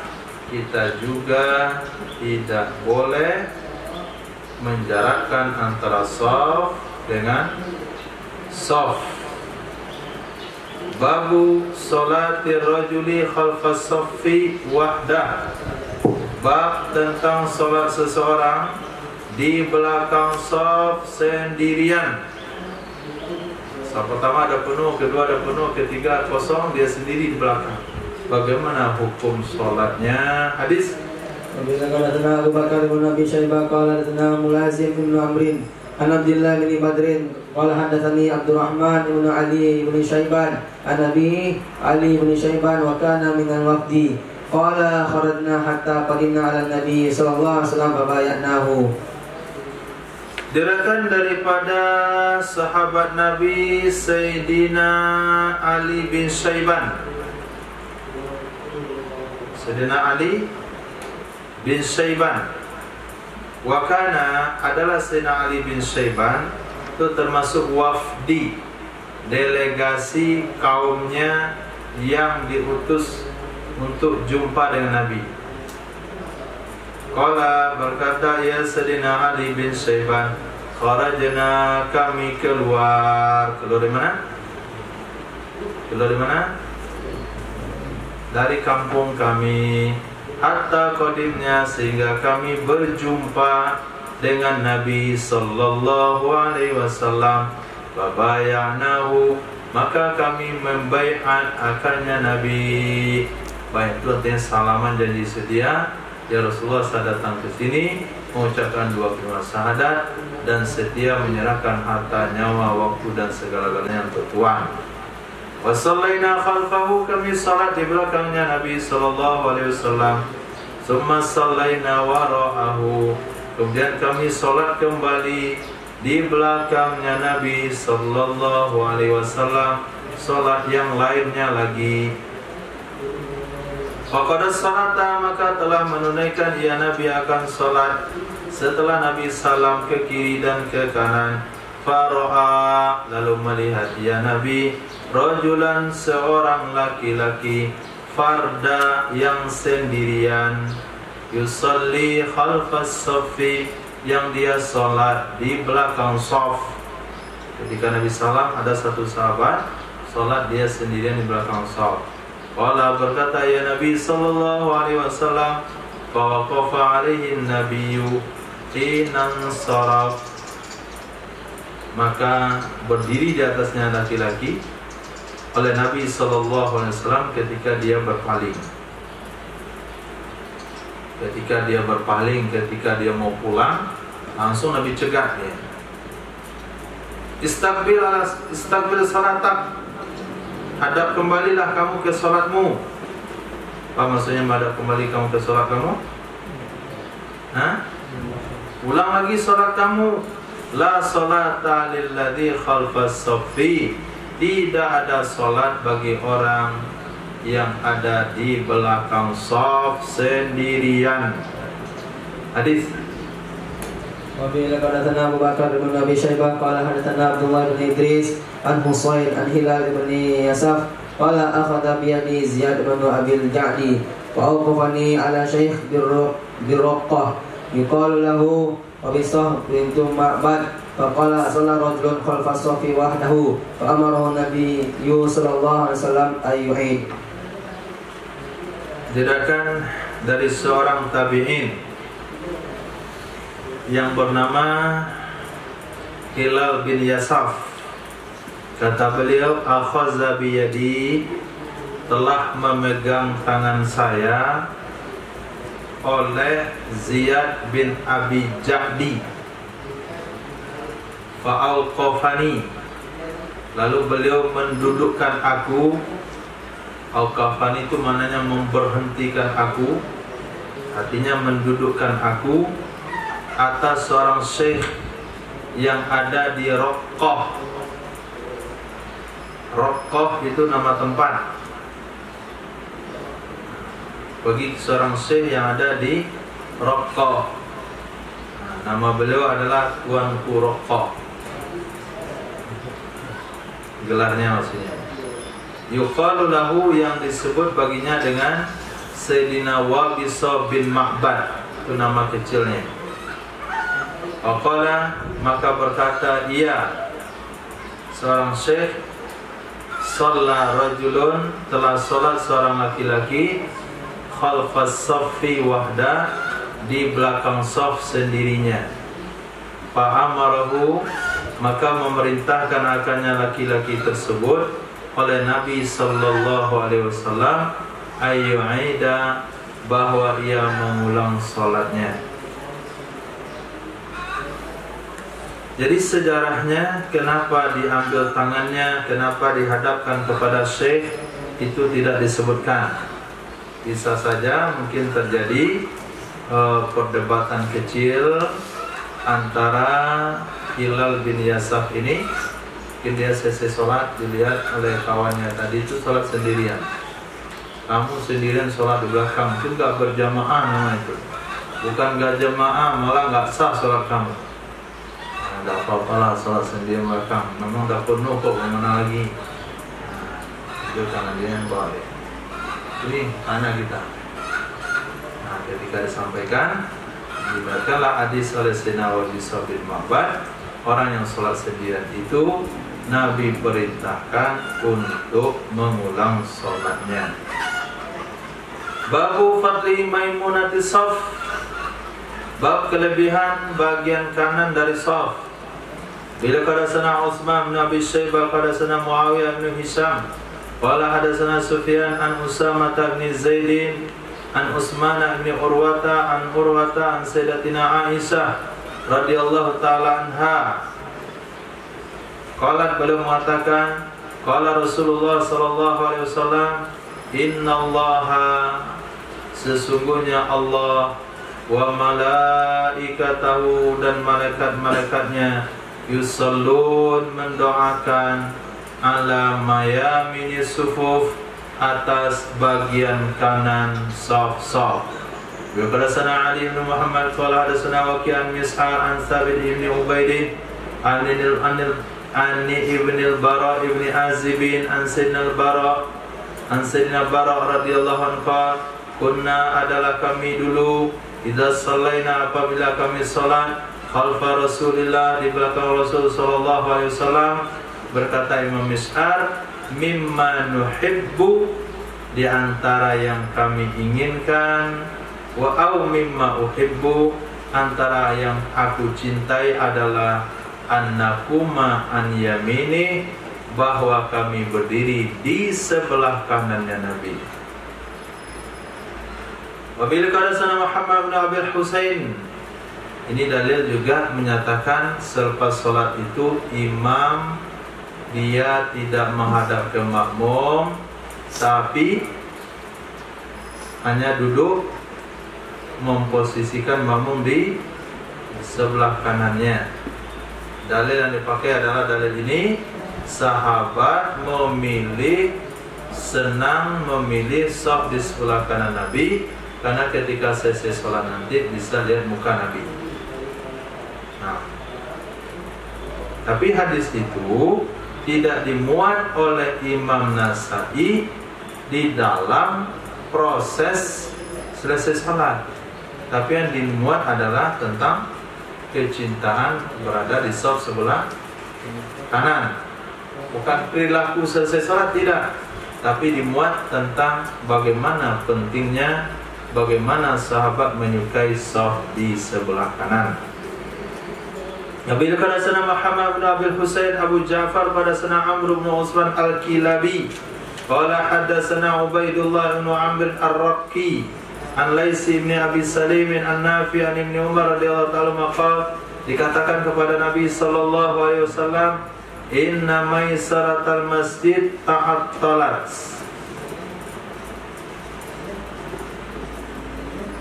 sesungguhnya bagian kiri masjid sungguh telah kosong. Sesungguhnya bagian kiri masjid telah kosong. Jadi sahabat itu bikin shaf kanan semuanya, sebelah kiri kosong. Saf pertama penuh kanan, saf kedua kanan, saf ketiga kanan, saf keempat kanan. 1, 2, 3, 4, 5, kosong sebelah kiri. Ya Rasulullah, bagaimana caranya itu? Gak ada yang makmurkan bagian kiri masjid. Kutiba lahu kiflani, ditulis baginya dua timbangan dari pahala. Ditulis baginya 2 timbangan dari pahala. Kenapa 2 timbangan? 1, keinginan dia untuk berdiri di saf kanan sudah tercapai. Yang kedua, dia mendapatkan pahala di segi mau menempati saf sebelah kiri demi kesempurnaan saf itu sendiri. Babul kiblati, bab tentang kiblat.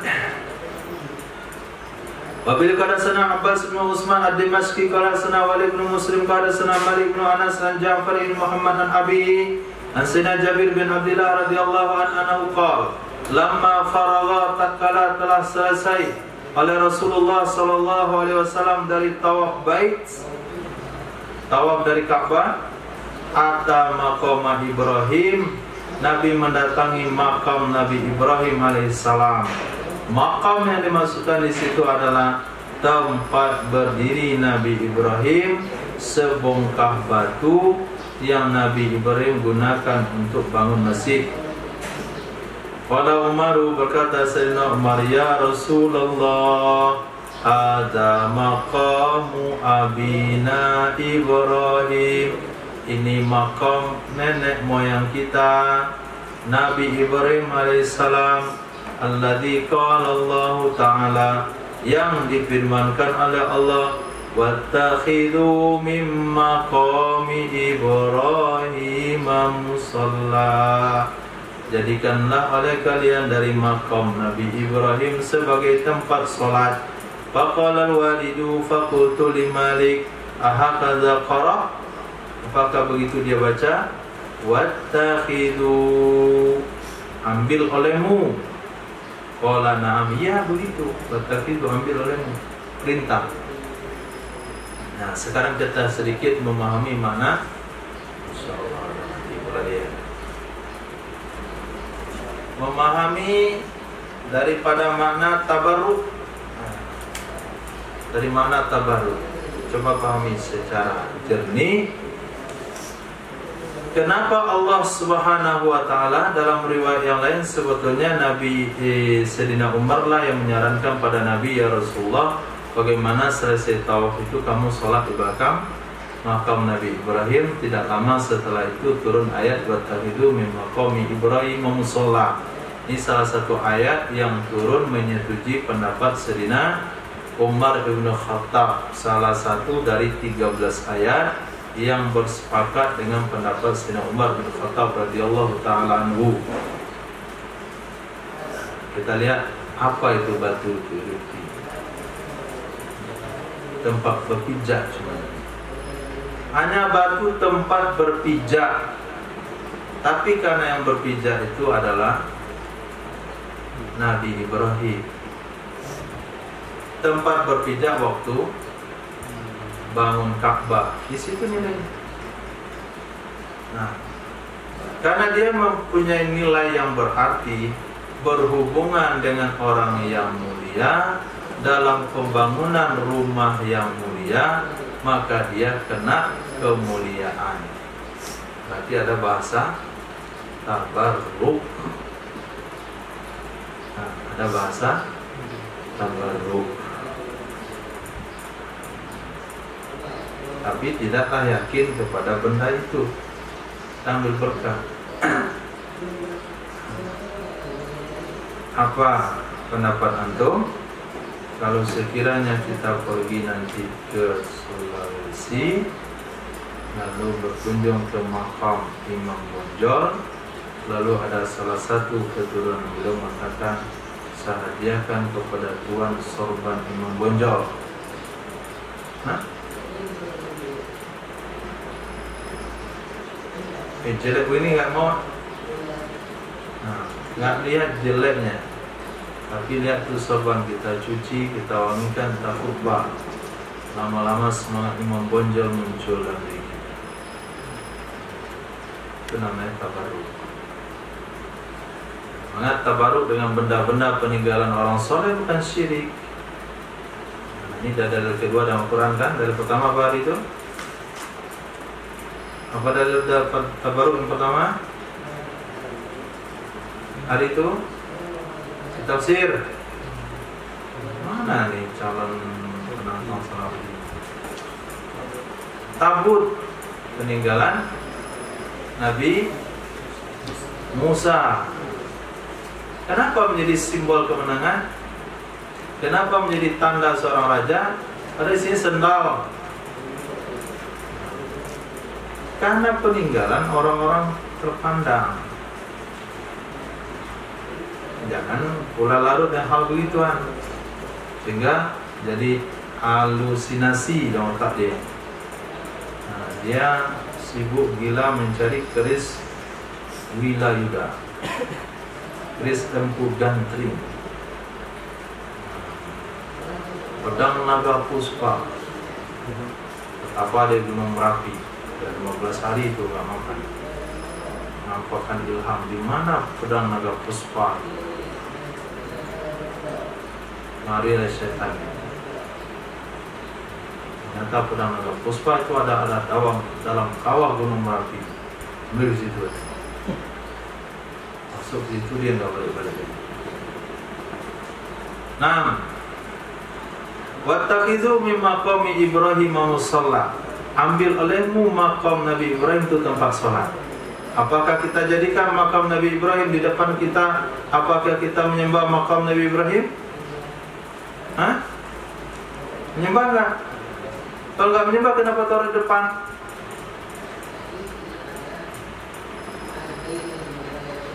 Kalau nggak menyembah, kenapa taruh di depan? Berarti menyembah dan tidak menyembahnya seseorang kepada benda itu bergantung kepada niat. Begitu. Nah, niat itu yang penting. Apa niatnya dulu? Qala Walid faqultu li Malik ahadza qara wattakhidu. Betul, na'am, wattakhidu dengan fi'il amar.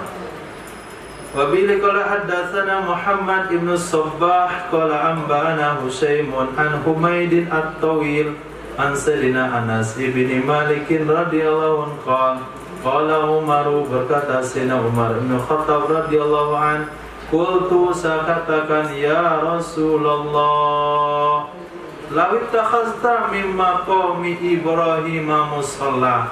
Bagaimana kalau kamu jadikan makam Nabi Ibrahim itu tempat salatmu? Itu saran Sayyidina Umar kepada Rasulullah. Betul apa kata Nabi, ju'ilal haqqu ala lisani Umar, dijadikan kebenaran dalam lidah Sayyidina Umar bin Khattab radhiyallahu an. Pas beliau sarankan, pas turun ayat, wattakhidhu min maqami Ibrahim musalla. Itu kuligan tercatat itu biografi Sayyidina Umar bin Khattab. 13 ayat Al-Quran itu turun sesuai dengan usulan beliau. Ayat pertama adalah wattakhidhu min maqami Ibrahim musalla. Ayat kedua tentang hijab bagi wanita-wanita Rasul sallallahu alaihi wasallam. Ayat ketiga dalam surah At-Talaq. In tatuba fa illam yatuba. Surah apa itu? At-Tahrim. Nah, At-Tahrim tentang istri-istri Nabi yang minta macam-macam. Kamu masuk kayaknya berita kamu tidak berlebihan, kawan-kawan kamu. Minta begini, minta begitulah. Dan jangan Allah ganti kamu dengan wanita lain nanti. Turun ayat. Kalau kalian nggak berubah, Allah bisa ganti dengan wanita yang lebih baik pada kalian. Oke, 13 semuanya itu nanti kita jumpai lah. Nah, hadis Ya Rabbi. Qala sana al-Kamal bin Amr ad-Darimi qala sana Abu Bakar bin Ayyash an Abi Ishaq anil Barra radhiyallahu anhu qala shallaina ma'a Rasulillah sallallahu alaihi wasallam nahwa Baitul Maqdis 18 syahran. Naam, kami salat bersama Rasulullah sallallahu alaihi wasallam nahwa ke arah. Nahwa itu arah. Ke arah Baitul Maqdis 18 syahra selama 18 bulan. Wasurifatil kiblatu, lalu dipalingkan kiblat ke arah Ka'bah setelah masuknya Nabi sallallahu alaihi wasallam ke Madinah bi syahraini dengan 2 bulan. Jadi pemalingan Ka'bah, pemalingan kiblat dari Ka'bah ke Baitul Maqdis itu ketika Nabi masih ada di Makkah. Tapi ketika ada di Makkah bagi Nabi tidak menjadi problem. Kenapa tidak menjadi problem? Karena posisinya adalah ini adalah Baitul Maqdis, ini adalah Madinah Munawwarah, dan ini adalah Ka'bah. Nah, ketika Nabi diperintahkan oleh Allah SWT menghadap ke Baitul Maqdis, Nabi sholat di sini. Ada Baitul Maqdis kan? Sekalian juga menghadap Ka'bah. Tapi ketika sampai di Madinah, Ka'bah di sini, Baitul Maqdis di sini. Nabi disuruh menghadap Baitul Maqdis. Apa yang terjadi? Membelakang ke Ka'bah, menghadap ke Baitul Maqdis. Baru bergejolak orang-orang Yahudi. Itu lihat tuh, agamanya enggak ada komitmennya, dan ada pula kiblat kita. Hikmahnya adalah karena kita sebentar lagi akan buat negara, perlu orang-orang yang cinta, perlu orang-orang yang loyal, perlu orang-orang yang punya keyakinan yang kuat, punya orang-orang yang simpatisan lebih. Kita mau bersihkan, ada nggak yang masih lemah, yang masih ragu-ragu? Perintahkanlah pada Baitul Maqdis. Akhirnya yang lemah-lemah jadi murtad, bersih semuanya, ada bersih semuanya, baru disuruh madhab ke Ka'bah. Nggak lama baru ada seruan jihad. Nah, itu gunanya untuk mencari yang setia. Kalau ada nggak setia dan perang itu nggak maju. Banyak yang bermuka dua, satu muka badai, satu muka kambing. Harus satu muka. Nah, jadi sudah terjadi selama 18 bulan. Kemudian setelah Nabi, kemudian dipalingkanlah kiblat ke Ka'bah kembali setelah masuk Nabi ke Madinah 2 bulan. Berarti di Madinah hanya terjadi 2 bulan saja. Dan adalah Rasul sallallahu alaihi wasallam idza shalla, apabila Nabi salat ke Baitul Maqdis, aksara, Nabi sering sekali taqalluba wajhi, memalingkan mukanya ke atas, ke langit. Wa alimallahu min qalbi nabi, dan mengetahui oleh Allah dari hati nabinya, sesungguhnya Nabi itu rindu ke Ka'bah. Allah tahu tuh. Maka kalau orang sering lihat, tawarin dia. Berarti dia pengen. Kita maka ramai-ramai di depan kita ada lauk yang kita nggak senang. Kalau tadi lihat ini, sih dia ini muni ya. Kau tahu jadi tadi kamu lihat ya. Nah, maka Nabi sholat ada kitab. Sebentar lagi ke atas, sebentar lagi ke atas, sebentar lagi ke atas. Sebelum turun perintah mengatakan tidak boleh memandang ke langit. Jangan katakan Nabi suruh tidak boleh memandang ke langit. Nabi sedih memandang ke langit. Ini hadisnya memandang ke langit di belakangan nanti. Ini awal-awal sampai di Madinah ini. 2 bulan baru sampai Madinah.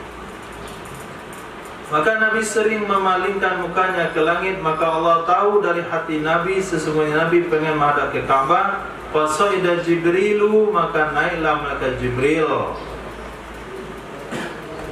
Maka jadilah Rasul sallallahu alaihi wasallam yutsbi'uhu basarah, mengikuti ya Nabi akannya malaikat Jibril dengan penglihatannya Nabi. Wa huwa yas'adu bainas sama'i wal ardh, Dia hanya malaikat Jibril sedang naik antara langit dan bumi. Yanzuru ma ya'tihi bi, menunggu ya Nabi sesuatu yang mendatangkan ia malaikat Jibril akannya sesuatu dengannya. Ditunggu-tunggu nih, ini pasti malaikat Jibril datang. Mudah-mudahan saja perintah untuk menghadap Ka'bah lagi. Itu pengennya Nabi. Ternyata betul, turunlah ayat qad nara taqallubaka wajhika fis sama. Sungguh kami sudah melihat bolak-balik mukamu itu ke langit, pengen mendapatkan perintah untuk menghadap ke Ka'bah kembali. Fata'atin, lalu datanglah orang yang datang. Mana datangnya nih? Ke mana datangnya? Ke masjid. Masjid mana? Masjid mana? Masjid Qiblatain. Dia sudah sholat di Masjid Madinah.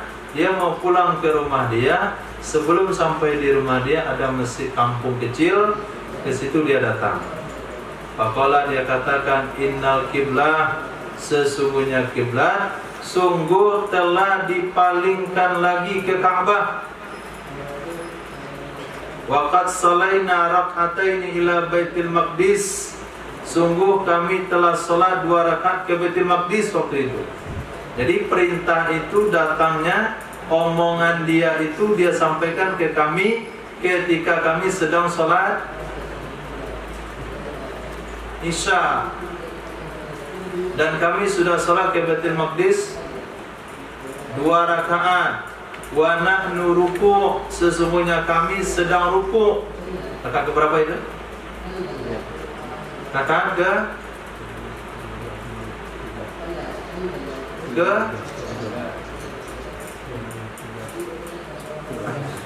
kami sudah salat 2 rakaat ke Baitul Maqdis. Lalu dia datang, kami sedang ruku', rakaat ke berapa? Ketiga lah. Nah, fatahawalna, maka kami pun berpaling. Ini dalil Imam Syafi'i yang mengatakan hadis ahad itu bisa diamalkan. Siapa datang kepada penduduk Masjid Qiblatain? 1 orang saja. Bagaimana sahabat menyikapi berita 1 orang? Diamalkan atau dipikirkan?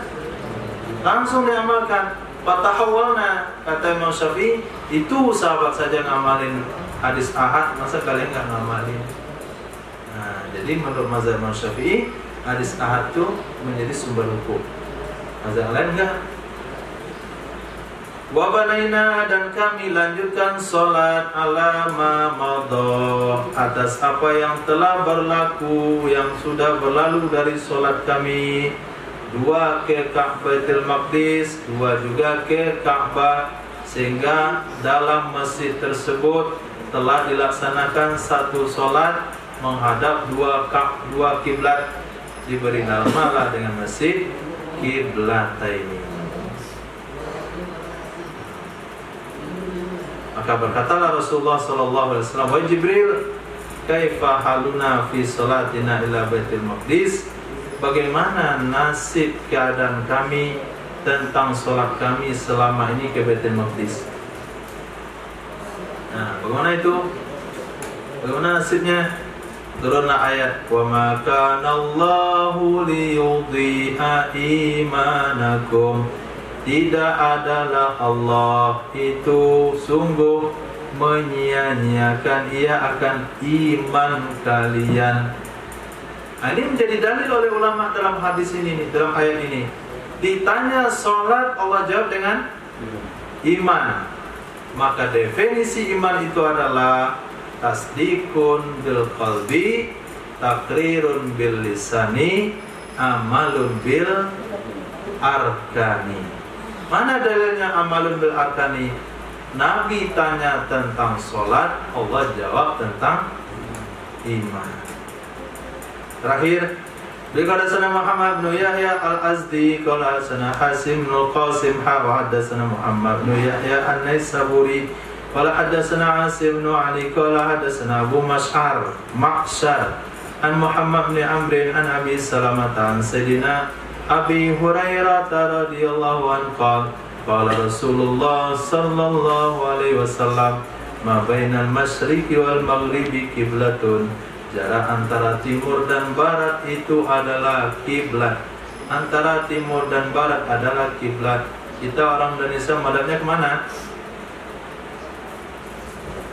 Ke barat. Nabi bilang antara timur dan barat kiblat, bukan ke barat. Kenapa kamu ada ke barat? Itu bagi orang. Nah, di sini bukan untuk orang Indonesia. Nah, itu baru saya cerita. Ya, di sini bukan untuk orang Indonesia. Oh, untuk seluruh itulah, untuk seluruh agama Nabi kan untuk seluruh alam. Nah, kalau gitu kita arah kiblat kita. Antara timur dan barat apa? Utara ke selatan. Kemarin di atas apa? Di bawah? Timur dan barat. Ya, dua. Boleh ke utara, boleh ke selatan kiblat ini. Boleh ke utara, boleh ke selatan. Nih, di sini antara timur dan barat kiblat. Nah, itu baru sase. Nah, timur dan barat, Nabi bicaranya di mana? Nabi bicaranya di Madinah. Subhanallah, Nabi. Subhanaka wa bihamdika asyhadu an la ilaha illa anta astaghfiruka wa atubu ilaik. Subhanaka wa bihamdika asyhadu. Assalamu alaikum warahmatullahi wabarakatuh. Alhamdulillahi rabbil alamin.